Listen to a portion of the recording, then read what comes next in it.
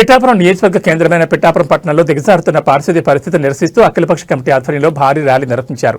Municipal కార్యాలయం నుంచి Uppada bus stand వరకు ప్లకార్డులు పట్టుకుని నాయకులు, పట్టణ ప్రముఖులు నిరసన తెలిపారు.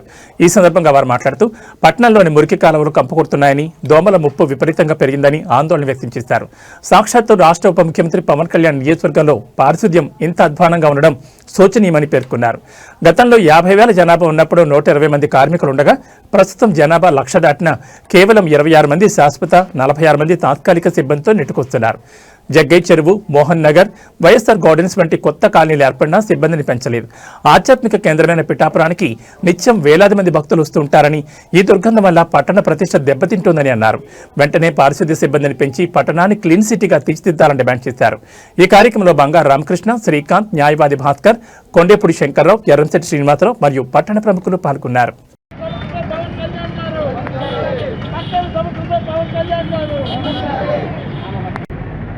పవన్ కళ్యాణ్ గారు పిఠాపురం నియోజకవర్గం నుంచి ఎమ్మెల్యే పోటీ చేస్తే మనమంతా ఎన్నో ఆశలతో అత్యధిక మెజారిటీతో గెలిపించుకున్నాము.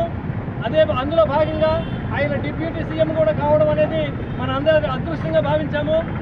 మన పిఠాపురం నియోజకవర్గాన్ని దేశంలోనే ఒక మోడల్ నియోజకవర్గంగా తయారు చేస్తానంటే మనం ఎన్నో ఆశపడ్డాము, ఎంతో ఆనందించాం. అయితే ఆయన చాలా కార్యక్రమాలు చేపడుతున్నట్టుగా మనకు వార్తలు వస్తున్నాయి. ఆర్ఓవి కానీ, ఫ్లైఓవర్ కానీ, కోర్టులు కానీ ఇంకా ఏవో చేస్తున్నారు. కానీ ఇవన్నీ దీర్ఘకాలికమైనటువంటి కార్యక్రమాలు. ఇవి ఫలితాలు ఇచ్చేటప్పుడు చాలా టైం పడుతుంది. కానీ పిఠాపురం నియోజకవర్గంలో మొత్తం పారిశుద్ధ్యం అనేది చాలా అధ్వానంగా ఉంది. దోమల బెడలు చాలా ఎక్కువైపోయింది.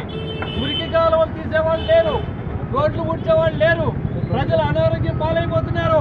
ఈ విషయం పవన్ కళ్యాణ్ గారికి తెలుస్తుందో లేదో మనకైతే అర్థం కావడం లేదు. అధికారులు కానీ, ప్రజాప్రతినిధులు కానీ, పవన్ కళ్యాణ్ గారి కార్యకర్తలు కానీ వారికి ఈ విషయం చేరవేస్తున్నారో లేదో తెలీదు. కాబట్టి దయవుంచి ఈ విషయాన్ని పవన్ కళ్యాణ్ గారు వెంటనే గుర్తించి పిఠాపురంలో పారిశుద్ధ్యం మెరుగుకి తగిన చర్యలు తీసుకోవాలని కోరుతున్నాం.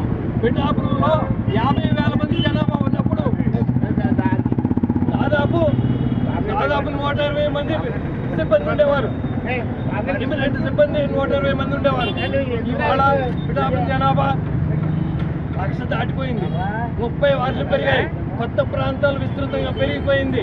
పిఠాపురం జనాభా బాగా పెరిగింది. కానీ ఇవాళ పర్మనెంట్ ఉద్యోగులు 26 మంది మాత్రమే ఉన్నారు. అవుట్ సోర్సింగ్లో 46 మంది చేస్తున్నారు. అంతా కలిపి 72 మంది. ఇందులో 10 మందిని ఆఫీసుకు వాడుకుంటున్నారు. మిగతా 60 మంది, అందులో కొంతమంది సెలవులు పెడుతున్నారు. 60 మంది 30 వార్డులకి ఏ మాత్రం సరిపోవడం లేదు. పారిశుద్ధ్యం ధ్వంసం అయిపోయింది. కాబట్టి పవన్ కళ్యాణ్ గారు వెంటనే చర్యలు తీసుకుని పారిశుద్ధ్యాన్ని మెరుగుపరచాలని కోరుతా ఉన్నాం. డ్రైనేజీలు శుభ్రపడాలంటే, చెత్త బయటికి వెళ్ళిపోయే పరిస్థితి ఉండాలంటే మరి దానికి తగినటువంటి సిబ్బంది, దానికి కావాల్సినటువంటి వాహనాలు, దానికి కావాల్సినటువంటి పనిముట్లు అత్యవసరంగా పిఠాపురం మున్సిపాలిటీకి కావాల్సినటువంటి పరిస్థితి ఉంది. గత 25 సంవత్సరాల తర్వాత నుంచి కూడా పర్మనెంట్ పారిశుద్ధ్య కార్మికులు రిటైర్ అయిన ప్లేసులన్నీ ఖాళీగా వదిలేస్తున్నారు. దానివల్ల ప్రత్యేకంగా పారిశుద్ధ్యంలో నిరుద్యోగ సంఖ్య పెరిగిపోయి విపరీతమైన సంఖ్య తగ్గిపోయేటటువంటి పరిస్థితి ఉంది. కాబట్టి మరి అవసరమైన చోట్ల అన్ని మున్సిపాలిటీల్లో కూడా కాంట్రాక్ట్ పారిశుద్ధ్య కార్మికులు కావాల్సిన సంఖ్యలో వేసుకుంటున్నారు.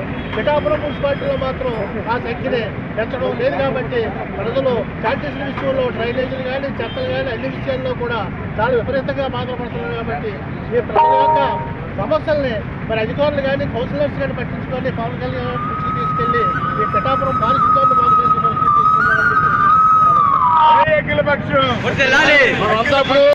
లోనే మోడల్ నియోజకవర్గంగా తీర్చిదిద్దుతానని చెప్పి పవన్ కళ్యాణ్ గారు ఎన్నికల్లో హామీ ఇవ్వడం జరిగింది. మరి దానికి అనుగుణంగానే ఆయన ప్రణాళికలు రూపొందించుకుంటా ఉన్నారు. మరి పిఠాపురం ముఖ్యంగా మున్సిపల్ పట్టణం మరి మనం చూసుకుంటే దేశంలో అష్టాదశ శక్తిపీఠాల్లో 10వ శక్తిపీఠం ఇక్కడ ఉంది. పురుహూతికి అమ్మవారు ఉన్నారు. అలాగే త్రిగయల్లో ఒకటైన పాదగయ పుణ్యక్షేత్రం ఉంది. మరి దత్తుడు శ్రీపాద శ్రీవల్లభుల వారు ఇక్కడ ఉన్నారు. ఈ దేవాలయ పంచమాధవ క్షేత్రాల్లో ఒకటైన కుంతి మాధవుడు ఇక్కడ పిఠాపురంలో ఉన్నాడు. కాబట్టి ఈ దేవాలయాల సందర్శనకి దేశంలో నలుమూల నుంచి భక్తులు పెద్ద సంఖ్యలో పిఠాపురం తరలి వస్తూ ఉన్నారు. ఇక్కడ మరి పారిశుద్ధ్యం చూస్తే చాలా అధ్వానంగా ఉన్న పరిస్థితి.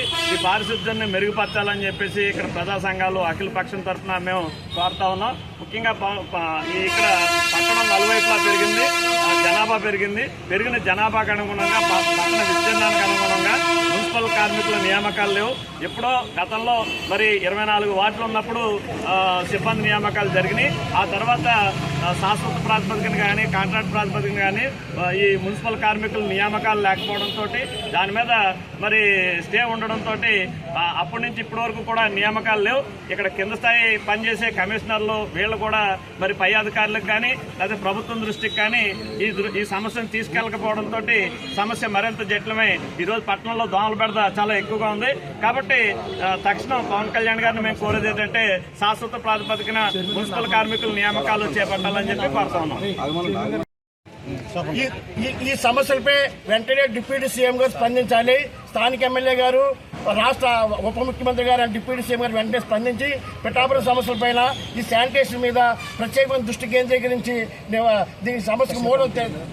ఈ సమస్యకు పరిష్కారం తెలియజేయాలని అధికారులకు తగిన గైడెన్స్ ఇచ్చి పిఠాపురం ఆదుకోవాలని చెప్పేసి నేను కోరుతున్నాను.